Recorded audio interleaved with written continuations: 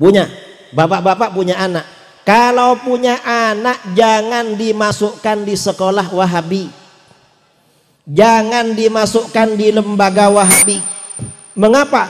Kalau anak saudara sekolah di sekolahnya Wahabi, belajar di lembaganya Wahabi, sebentar lagi anak saudara menjadi anak durhaka pada orang tua. Na'udzubillah min durhaka saudara sama orang tua. Bulan Februari saya diundang tabligh akbar oleh pengurus PCNU Kabupaten Tojo Una-Una Sulawesi Tengah. Saya sampaikan pada mereka, punya anak jangan dimasukkan di lembaga tahfidz, rumah tahfidz, SDIT atau pondok punya Wahabi. Mengapa? Kalau anak saudara masuk ke sana, sebentar lagi anak saudara akan menjadi anak durhaka. Betul apa gak betul? Betul. Setelah saya ceramah, ketua PCNU bilang, betul Pak Kiai, kalau masuk ke lembaga Wahabi memang jadi anak durhaka. Kok begitu? Ada kawan saya, tetangga saya, anaknya kelas 1 SD masuk sekolah Wahabi. Dapat 6 bulan, anaknya bilang sama ayahnya, ya apa? Ayah ini kok sesat sih? Loh kenapa sesat?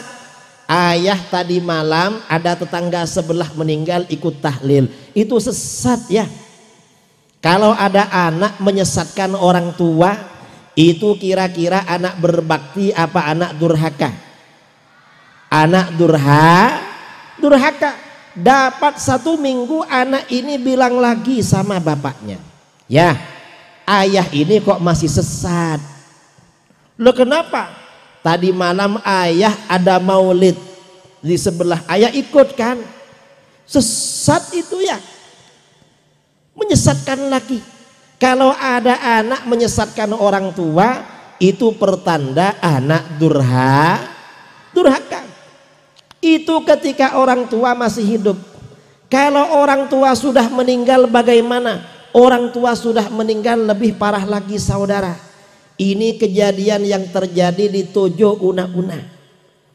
Ada seorang tua meninggal dunia, anaknya dewasa pengikut Wahabi garis keras. Anaknya ikut mengantarkan proses pemakaman di kuburan.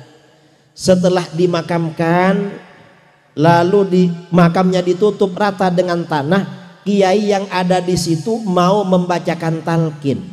Begitu akan membacakan talqin, anaknya melarang sambil marah-marah, jangan baca talqin. Talqin ini bacaan sesat. Karena kiai yang ada di situ tetap baca talqin, masyarakat bersikeras baca talqin. Akhirnya sang anak ini bersama 2 orang kawannya pergi meninggalkan proses pembacaan talqin sambil tertawa terbahak-bahak.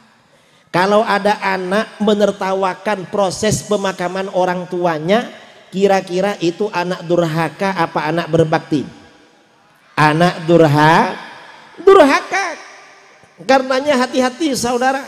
Kalau ada anak saudara, cucu saudara masuk di lembaga swasta, lihat itu lembaganya Aswaja apa Wahabi.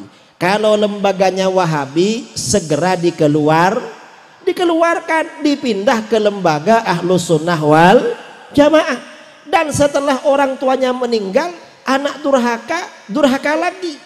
Kalau orang Ahlus Sunnah wal Jamaah, pagi-paginya orang tuanya meninggal dimakamkan, malamnya bikin acara tahlilan dan kenduri. Itu namanya berbakti pada orang tua.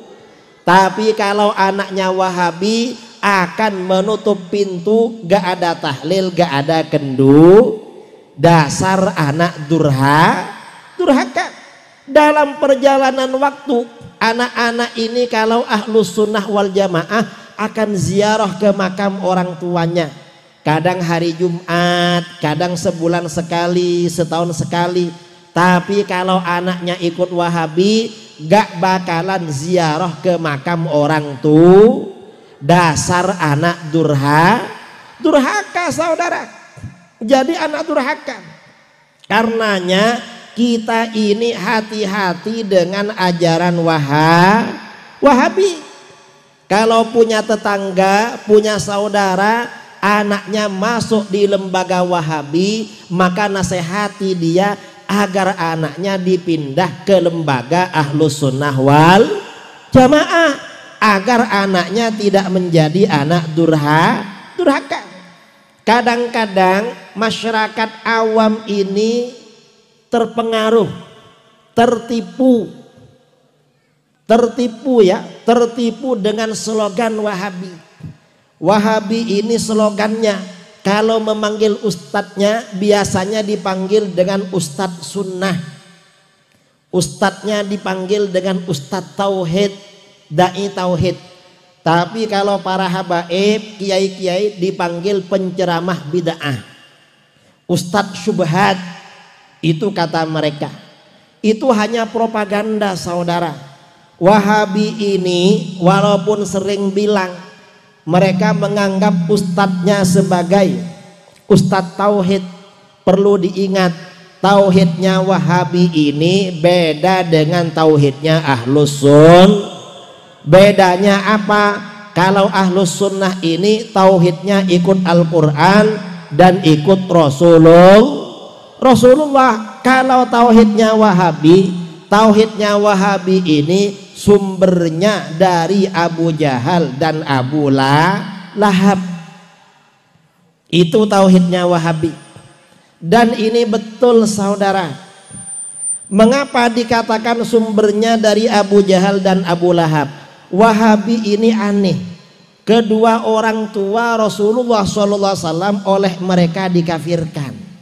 Tetapi Abu Jahal dan Abu Lahab yang sudah dinas di dalam Al-Quran itu kafir. Bahkan ada surat Al-Lahab. Di kitab-kitab Wahabi ada pujian kepada Abu Jahal dan Abu Lahab sebagai orang yang bertauhid. Kita ini kalau baca kitab Wahabi, misalnya pendiri Wahabi Syekh Muhammad bin Abdul Wahab An-Najdi punya kitab berjudul Kasyfus Syubhat, atau ulama Wahabi yang sekarang namanya Ahmad bin Muhammad Bashmil punya kitab berjudul Kaifa Nafhamut Tauhid. Dalam kitab Kaifa Nafhamut Tauhid halaman 16 ada bab Tauhidu Abi Jahlin wa Abi Lahabin. Bukti kalau Abu Jahal dan Abu Lahab menurut keimanan orang-orang Wahabi adalah orang yang bertauhid. Ini aneh Wahabi, saudara. Kalau Abu Jahal dan Abu Lahab dan orang-orang musyrik yang selevel dengan mereka oleh Wahabi dibilang orang bertauhid. Mereka bilang apa di kitab itu?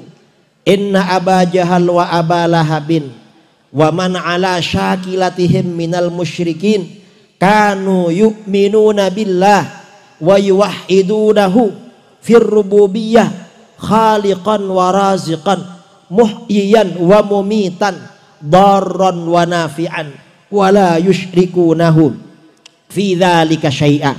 Kata Wahabi, sesungguhnya Abu Jahal dan Abu Lahab dan orang-orang musyrik dulu yang seperti mereka, sebenarnya mereka selalu beriman kepada Allah dan mentauhidkan Allah secara rububiyah, bahwa Allah itu maha pencipta, maha pemberi rizki, Allah itu maha yang mematikan dan menghidupkan, Allah yang mendatangkan manfaat dan madarat. Mereka tidak syirik sedikit pun dalam hal itu. Ini kata Wahabi, saudara. Jadi Wahabi ini ajarannya mengagungkan Abu Jahal dan Abu Lahab, tapi kedua orang tua Rasulullah SAW oleh mereka dimasukkan ke neraka.